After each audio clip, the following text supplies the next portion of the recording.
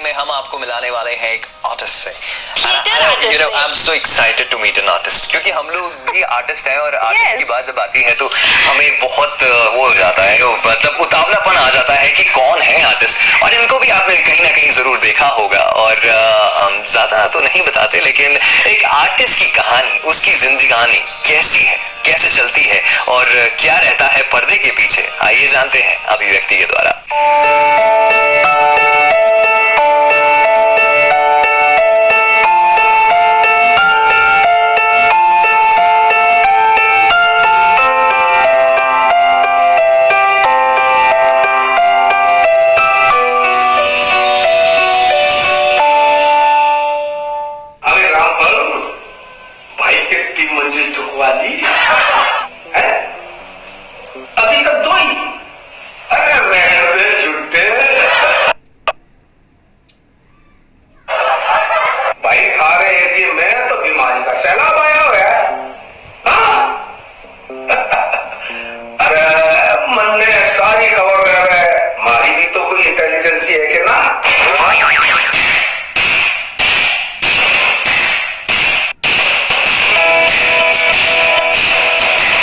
महेश गहलोत है और उम्र लगभग 60 साल होने वाली है। लगभग 40 साल पहले मैंने अभिनय का सफर शुरू किया। अभियुक्त मिस लीला वायनाड के पाए गए अभियोग का स्वरूप महाभयंकर है। कटघरे में खड़ी स्त्री ने स्वर्ग से यदि पवित्र मातृत्व को अपने कुकर्मों से कलंकित किया है, अपने पति आचरण से इसने नैतिक और सामाजिक मूल्यों का गला घोट दिया है। थिएटर से शुरुआत की, 10-11 नाटकों में मैंने काम किया। फिर टेलीविजन में शुरू हुआ। टेलीविजन के करीब 150 सीरियल्स मैं दिल्ली में कर चुका हूँ। रेडियो सीरियल्स कम से कम 25-26 रेडियो सीरियल्स किए मैंने। फिल्में 14 फिल्में मैं कर चुका हूँ, जिसमें 6 फिल्में रिलीज हो चुकी हैं, बाकी आने वाली हैं फिल्में। 8 फिल्में 35-36 8 फिल्में मैं कर चुका हूँ, जिसमें 7-8 कॉमर्शियल ऐड रहे। 40 साल से जो अभिनय का सफर चल रहा है और आने वाले भी कई सालों में ये सफर यूं ही चलता रहेगा। सिर्फ 72% धक्के खाएंगे आप जिंदगी में। अपने वो वर्मा जी, उनका बेटा पिछले साल 95% लेके आया था, तब उसे टॉप के मेडिकल कॉलेज में एडमिशन मिला था। ये खेलो बेटा, खेलो फुटबॉल, खेलो और खेलो, हो गया ना गोल। देखिए जी, जो एक्टर होता है एक मिट्टी है, कुम्हार के पास एक मिट्टी आती है, वो मिट्टी को गूंथता है। अब जो बर्तन बनाना चाहता है, वो मटका बनाना चाहता है, वो गिलास बनाना चाहता है, वो उसकी तस्वीर बनाना चाहता है, जो भी बनाना चाहता है वो कुम्हार के हाथ में है, उसको कैसे बनाएगा। ऐसे ही जो हम एक्टर होते हैं वो भी एक कच्ची मिट्टी की तरह होते हैं। डायरेक्टर कहेगा नहीं यहाँ तो तुमने गरीब का किरदार करना है, तो हमें गरीब बनना पड़ेगा। कहता नहीं यहाँ रईस बनना पड़ेगा, या अहंकारी बनना पड़ेगा, या दीनहीन लाचार बनना पड़ेगा। तो जैसा डायरेक्टर हमसे डिमांड करते हैं, जैसा स्क्रिप्ट में लिखा होता है, जैसे कहानी की डिमांड होती है, हम अपने आप को उसी कैरेक्टर में ढालने की कोशिश करते हैं। थिएटर में जब मैं शुरू हुआ तो जो हमारे गुरु थे शेखर वैष्णवी, जिनसे मैंने अभिनय सीखा, उनके साथ साथ और भी बहुत से ऐसे लोग, मेरे गुरु समान लोग मुझे मिले, जिनसे मुझे सीखने का बहुत मौका मिला। टेलीविजन के दौर में भी मुझे बहुत से डायरेक्टर्स के साथ काम करने का मिला। बहुत से डायरेक्टर तो ऐसे मिले कि जिनके साथ मुझे बार बार काम करने का दिल चाहता है, मन करता है कि उनके साथ मैं ज़्यादा से ज़्यादा काम करूं, क्योंकि उनकी और मेरी जो ट्यूनिंग थी बहुत अच्छी बैठ गई थी। उनका इशारा होता है, हमारा काम होता है, बस काम बल्ले बल्ले हो जाता है। कुछ डायरेक्टर ऐसे भी मिले जिसके साथ बड़ी झल्लाहट भी महसूस हुई। मैं भी झल्ला रहा होता हूँ अंदर से, वो भी परेशान होते हैं कि वो चाहते हैं ऐसा चाहिए, मैं चाहता हूँ ऐसा चाहिए। तो इस सब जो ये केमिस्ट्री है वो बैठ नहीं पाती। जो मेरी सोच है वो ये है कि पैसा भी जरूरी है जिंदगी के लिए, लेकिन पैसा ही जरूरी नहीं है जिंदगी के लिए।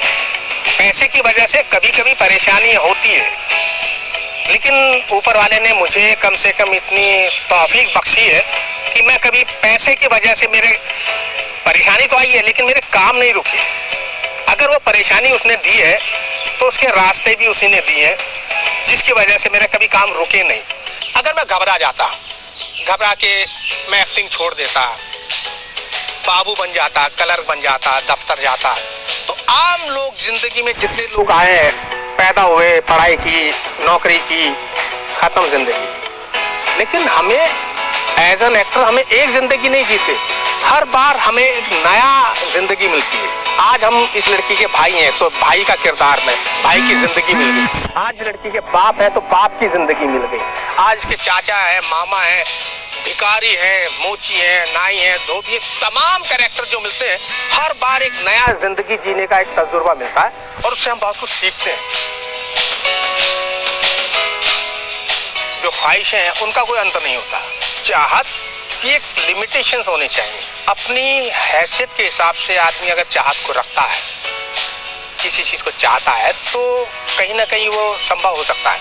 हाँ, ये जरूर हो सकता है कि उसको चाह को पाने की आप तड़प रखें, उसका एक आग जला के रखें, तो शायद उस चाहत तक आप पहुंच सकते हैं। लेकिन आप एफर्ट्स करें नहीं, वो चाहत रखें कि मुझे ये चाहिए, मुझे वो चाहिए, मैं अमिताभ बच्चन बन जाऊं, मैं धर्मेंद्र बन जाऊं, तो नहीं। जितनी चाहत कम होगी आदमी उतना ही सुखी रहेगा। जब मैं 6ठी क्लास में था तो हर 15 अगस्त को, 26 जनवरी को कॉलेज स्कूल में फंक्शन होता था, तो टीचर पूछते थे भाई कौन स्टूडेंट इस फंक्शन में भाग लेगा और क्या करेगा। सब लोग गाना गाने में होते थे, डांस करने में होते थे, लेकिन मेरे अंदर से एक आवाज आती थी कि भाई पब्लिक में, दुनिया में बहुत दुख है, बहुत परेशानियां हैं, इन परेशानियों से निजात दे रहा हूँ लोगों को, तो मैं कॉमेडी करता था। जब 6ठी क्लास से था, 6ठी क्लास से ही मैंने स्टेज पे कॉमेडी, मोनो एक्टिंग टाइप की मैं करता था।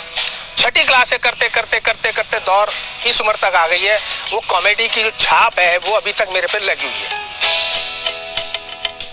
देखिए, मैं तो चाहता हूँ सभी लोग खुश रहें और मैं खुद भी खुश रहूं। जब मैं खुश रहूंगा तभी तो दूसरों को खुश कर पाऊंगा।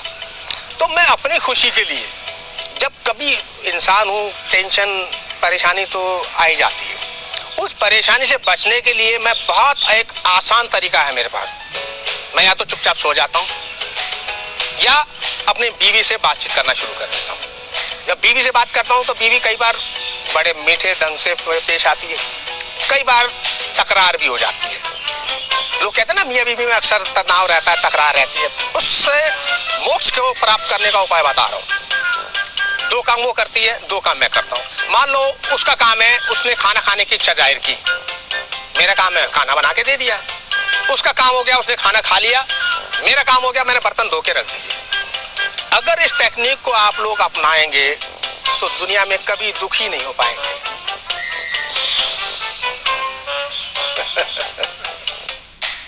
मैं कभी दुखी नहीं हुआ, मैं कभी टेंशन में नहीं आया। घर पे होता हूँ, परिवार के साथ होता हूँ, मुझे अच्छा लगता है।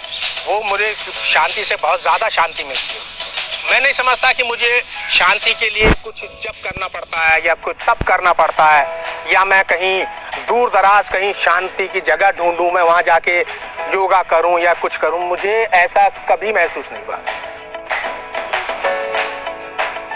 बहुत कुछ सीखा, बहुत से किरदार किए। एंड में अब इस पोजीशन में, इस उम्र में आके तो ये लगता है कि 2 वक्त की रोटी खानी है, सुकून से खानी है, इज्जत से खानी है, तो फिर काहे का ही छल कपट करना है। अब देखिए ना, ये गिव एंड टेक है। अगर मैं आपके साथ ईमानदारी से पेश आता हूँ, आप मेरे साथ कितना छल कपट कर लेंगे। 1 बार छल करेंगे, 2 बार छल करेंगे, मैं फिर भी ईमानदारी से आपके साथ चल रहा हूँ। एक बार तो आपको खुद ब खुद शर्म आ जाएगी कि यार वो बंदा मेरे साथ इतनी ईमानदारी चल रहा है, मैं उसके साथ छल क्यों कर रहा हूँ। वो खुद ब खुद आपके कदमों में आ जाएगा। कोई जूनियर एक्टर मिलता है तो मैंने उसकी कोशिश करता हूँ उसको थोड़ा समझा दूँ, उसको गाइड कर दूँ, उसके मैं जाते उसके गले मिलता हूँ ताकि उसको एक हौसला मिलता है। सबसे ज़्यादा दोस्ती बना के रखो, मेल हो फीमेल हो। जितना हम दोस्ती बना के चलेंगे, जितने प्यार मोहब्बत से रहेंगे, जितनी ईमानदारी से पेश आएंगे, उतनी ईमानदारी हमें वापस मिलेगी।